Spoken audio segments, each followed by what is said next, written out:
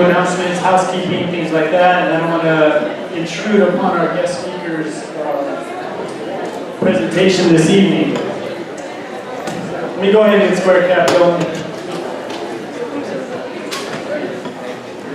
Sit with you. All right.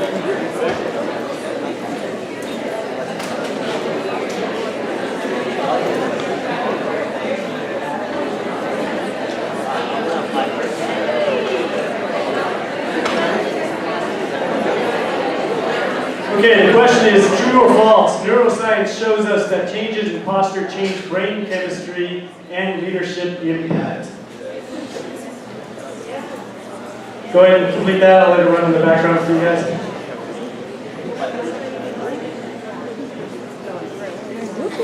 That's it. I gotta give her this check. Okay, for the announcements this evening. I was very impressed with the email assignment that you guys provided your peer group. I think that was week 2. You guys have some stellar examples of templates for professional communication. A lot of you, I try to comment on as many of those assignments as possible. Now you have to polish up your signature line. Do not forget your EID. That was the main thing. A lot of you guys forgot your EID on those emails. And you want to really get into the habit of doing that, especially when you email me in the office. A few of you guys are getting behind on assignments. Let's try not to let that happen because, again, I know you guys are having tests this week, and I need to be mindful of that, but the semester can keep going, and the further you get behind, the further it's going to impact your engagement. So just be mindful of that. Check your Canvas assignments to make sure you get caught up.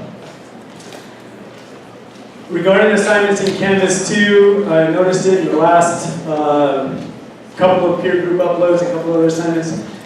And I don't like talking about this. I don't like having to bring up these types of issues, but some of you guys are just phoning it in. Some of you guys are putting a period and then just submitting, thinking I'm not going to read the assignment. I do look at your assignments. Yeah, sure, I'm not going to be able to look at 100% of them, but I'm going to see that. And some of you are just putting stuff, not even related to the assignment on there. I'm going to call you out on that. I'm going to request a meeting. So you can explain to me why you're just phoning it in. That's not the example that I like to see, and it's not in line with the student honor code as well. So please don't put me in that situation. I've had a few no-show appointments as well. Again, this lends to professionalism. Just don't not come to a prearranged meeting that I have on my calendar because another student might have been able to take advantage of that open slot. You need to call the office and let them know so they can remove it from my calendar with prior notice. Or you just let me know, it's like I can't make it, we need to reschedule. No-shows are very unprofessional. It's one of my pet peeves, actually. So please do not just miss your appointment with me. I've set aside time. Other students might be able to use that slot. So please be mindful of that as well. Some of you have called ahead and canceled the appointment. I really do appreciate that. As a reminder, I know the last session at fall semester, I gave you guys a free pass on business casual wear as our casual Friday, since it was the last lecture that we had for fall. That was just a one-time thing. We need to start dressing up. You guys are fantastic at that, by the way, but there was a few students who said, oh, I didn't think we had to dress up anymore. No, that's not true. So we need to make sure that we're showing ourselves as professionals in front of our guest speakers and maintain that business casual attire. I just uploaded a lot of resources to our Canvas page. You may have seen the announcements, so there's even guidelines on what is business casual and what is not. I put some financial aid resources up there too. Remember, what's the priority deadline for FAFSA? Thank you. And some other things that you might find useful with Gift Pulse and logging your community service hours. Remember, you need to share with the ULN Texas 19 subgroup for that. One last thing just for the mentors. 5 minutes before mentors, 5 minutes before the end of the lecture, Square Cap's going to be open for you guys to submit your attendance on there.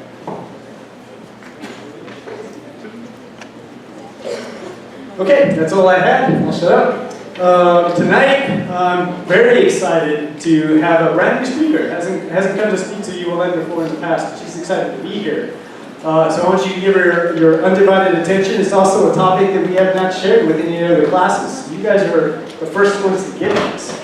So I'm happy about it. It's a topic that's really close to me, how I like to exhibit my behaviors in the workplace and out in the world.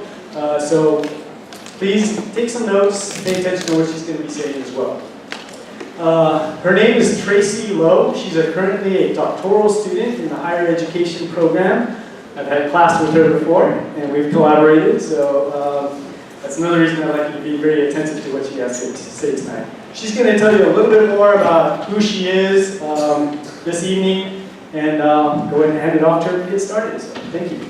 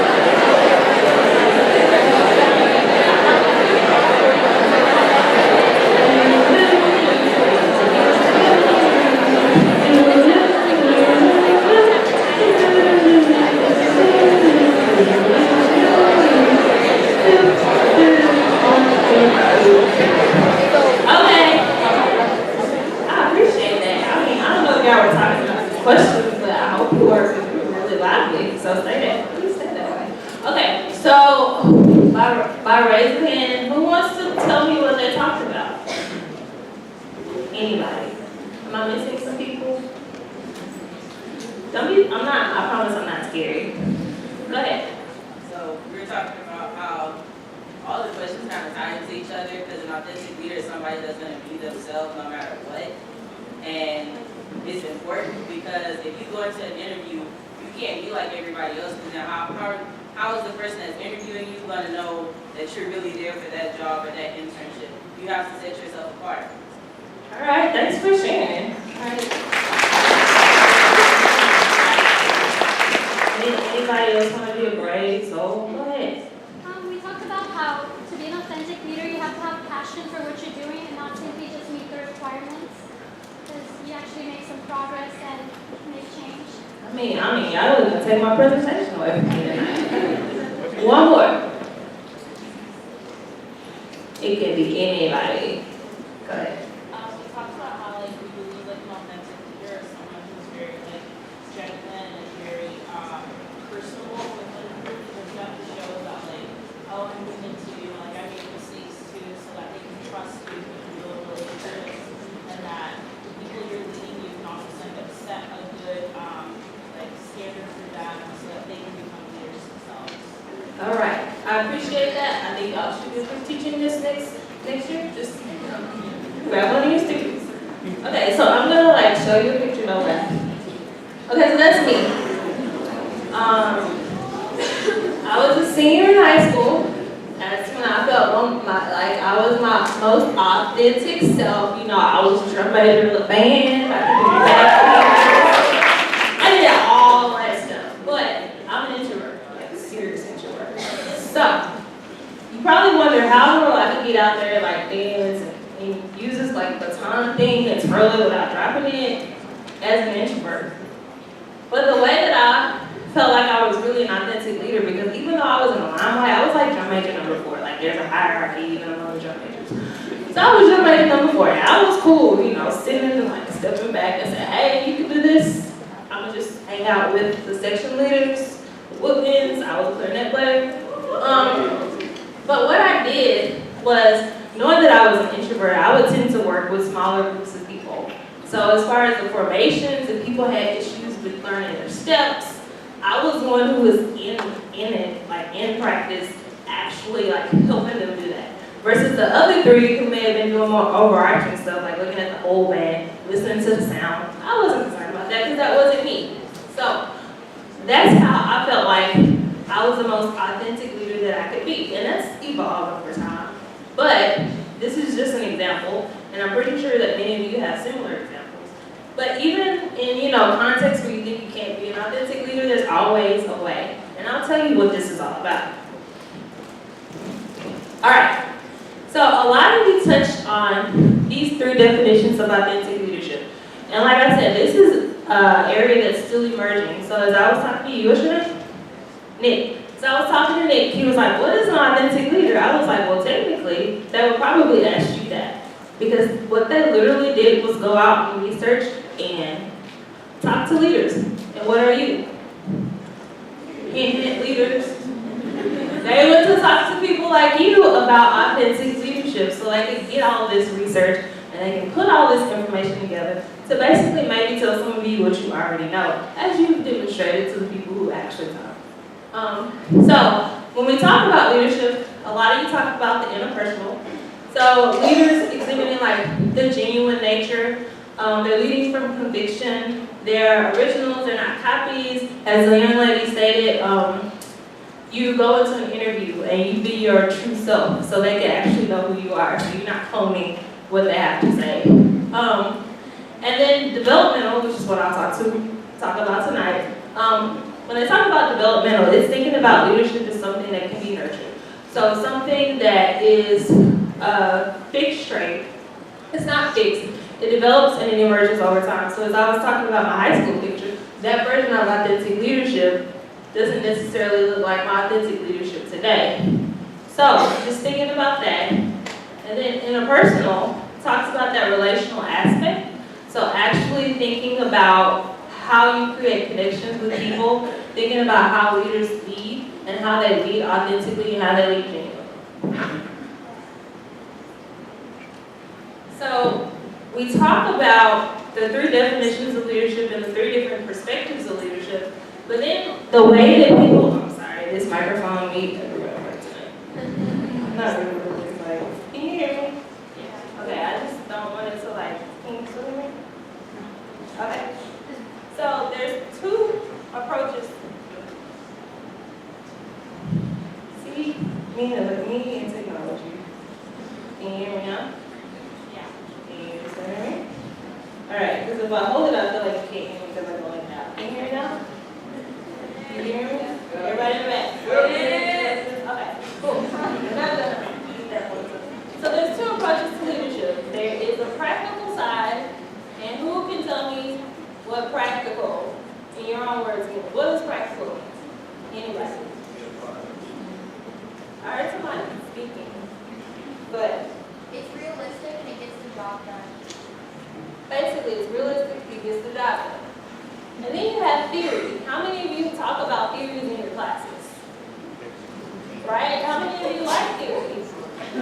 Some of you, I might be like a bummer with the crowd tonight. I'll try to make this interesting as possible. But the practical side, there's a lot of different people who talk about leadership. And when they talk about the practical side, they talk about those characteristics that you might be looking for in authentic leadership. And like, they talk about how leadership can be a how-to guide. So a lot of the information and the article that I actually sent you is really based more on the practical side of leadership. So you get to see both perspectives. I'm gonna go more into the theory side tonight. And I wish I could talk about the Big Bang Theory show. How many of you like it? I do. It's alright, you have the right to your opinion. But I'm not gonna talk about them, but I just thought that it was really cool. But theory says, and this theory, like I said, was developed by researchers. And they came and talked to people like you, who are leaders, because you were in the University Leadership Network program. So it's important that you know this stuff. And when they talked to authentic leadership, what they found was they demonstrated a self-awareness. They had an internalized perspective. Balanced processing was a big part of them being the authentic leaders that they were. And that they also have relational transparency. Okay, so when we talk about self-awareness, the leaders are actually able to reflect on their core values, their identity. This is the core of who you are. You're kind of introspective. And it really talks about you leading from who you are as a person. So you're thinking about your surroundings, your motives, your goals, and all of this goes into this big stirring pot of what makes you an authentic leader. So, question for you to talk to with your partner.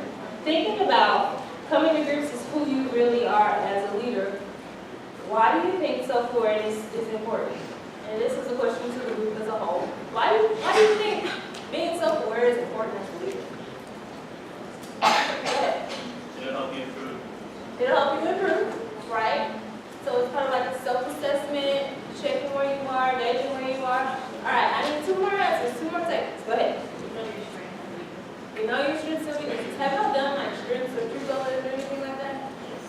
Yes, no, right. But those are good ways to learn what your strengths are. So you learn your strengths, your weaknesses. 1 more.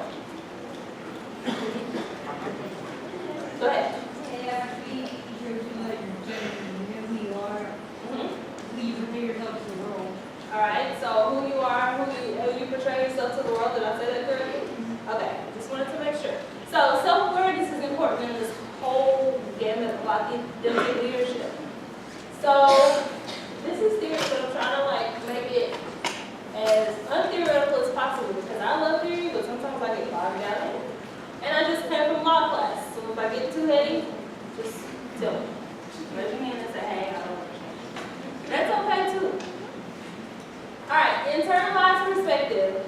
So individuals are able to use your internal moral standards or whatever guides you to guide your behaviors. And I have another question. I can't remember these off the top of my head, so I'm going to read it to you. All right, so thinking back on your leadership experiences, I know that you all are bright, brilliant. You're the future of America. You know who you are. So can you think of a time where you used some things that like really undergird who you are to like guide the decisions that you make. And then can you give me an example?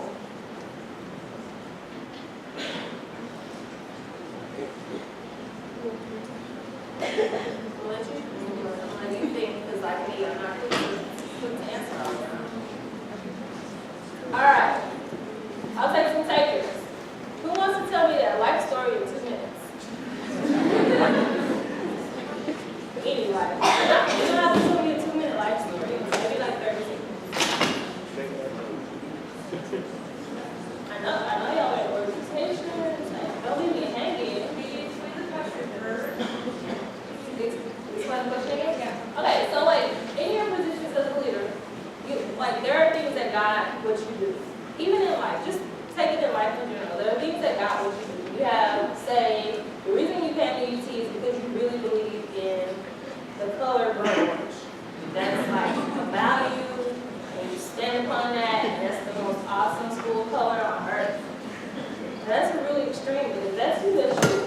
But just thinking about, for me, when I came here, one of the things that guided my decision was the fact that it was a good program, and there were faculty who were concerned about my research interests and the topics that I had in mind.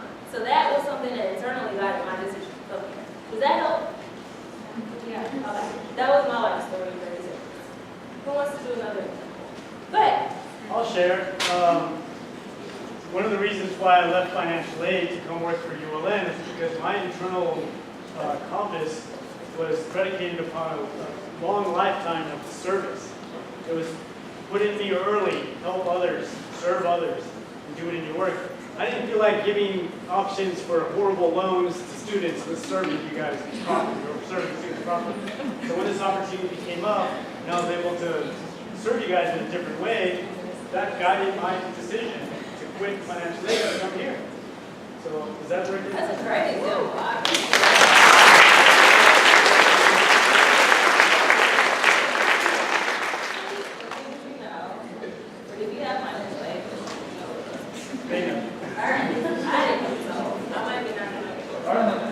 Anybody else want to come out and talk to me? So my mom was diagnosed with degenerative brain disease a few years ago. She's had it the last 15 years, and we weren't aware.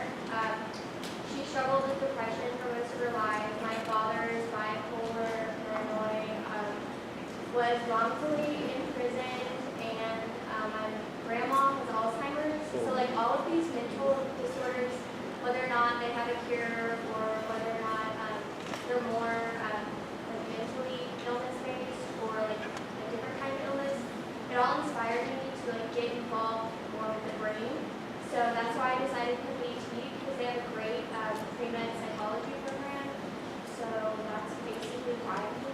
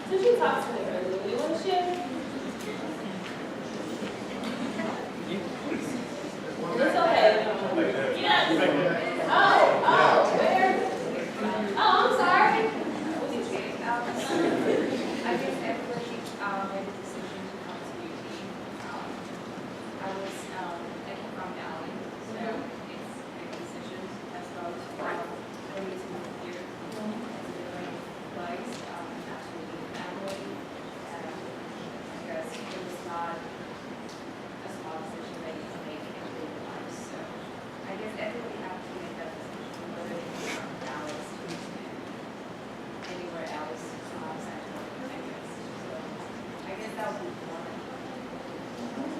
Yeah. All right.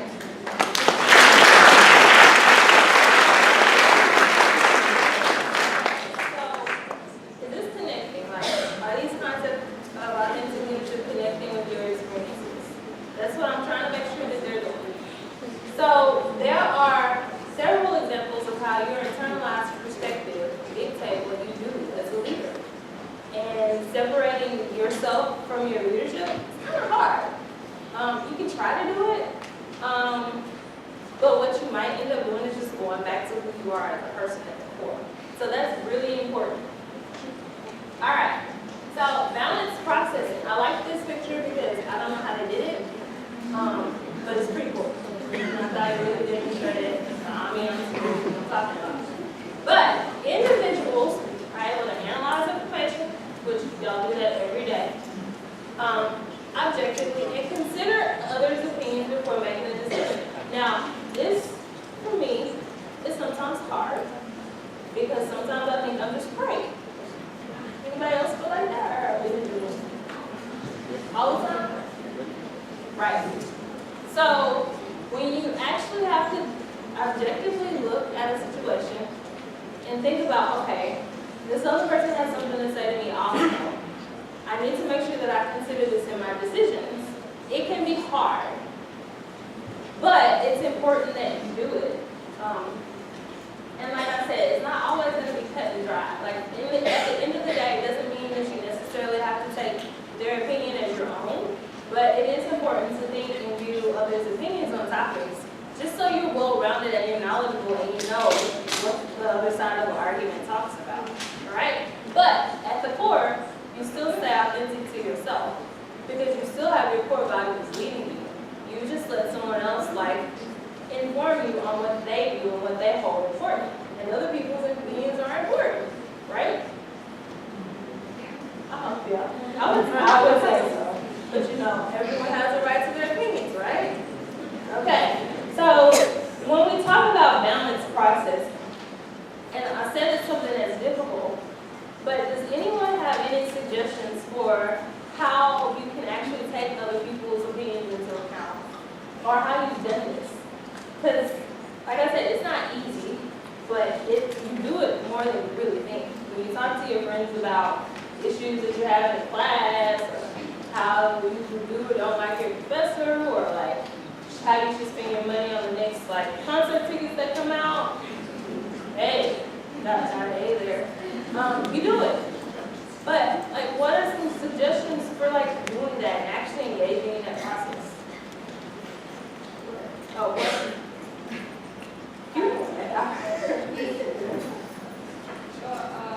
What I've also done is like a compromise, where it's you gather the pieces of everybody's suggestions and just create a bigger idea of everything so that it would be satisfying. All right, so for those of you who are in here, say make a compromise. It's all the decisions that people talk about and a bigger, grander plan, right? It's like making a cake from all these ingredients.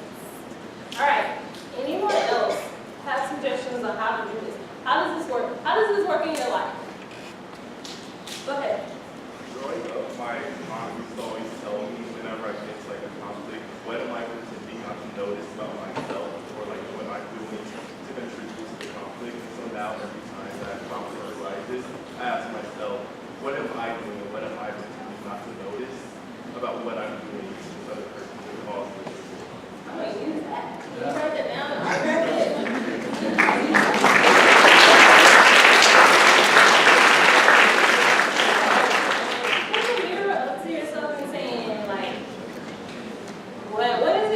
About me, what am I pretending not to notice about myself?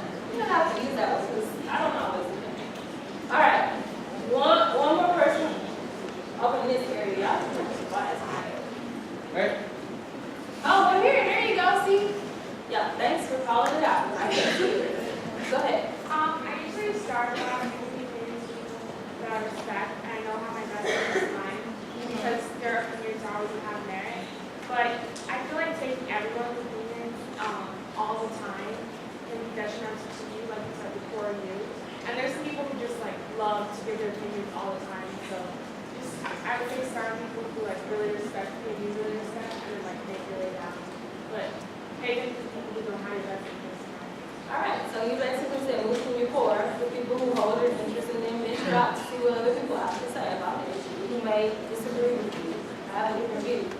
Did I get that correct?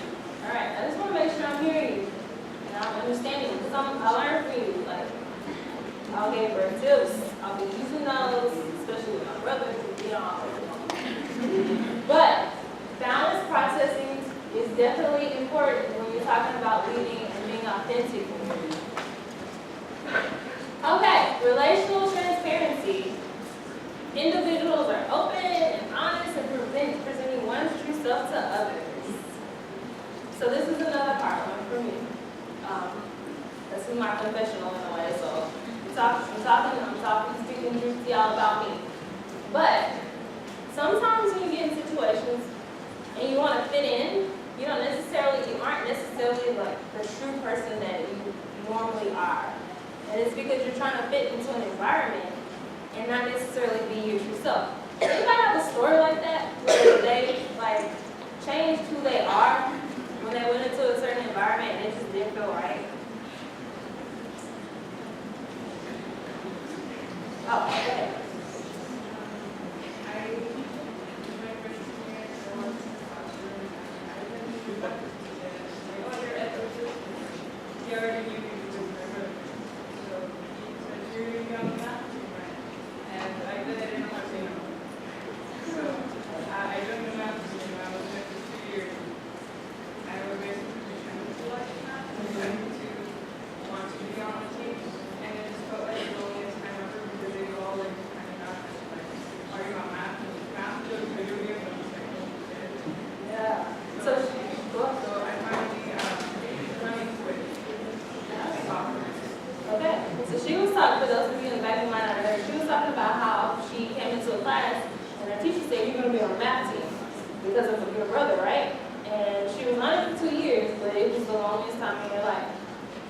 I can understand.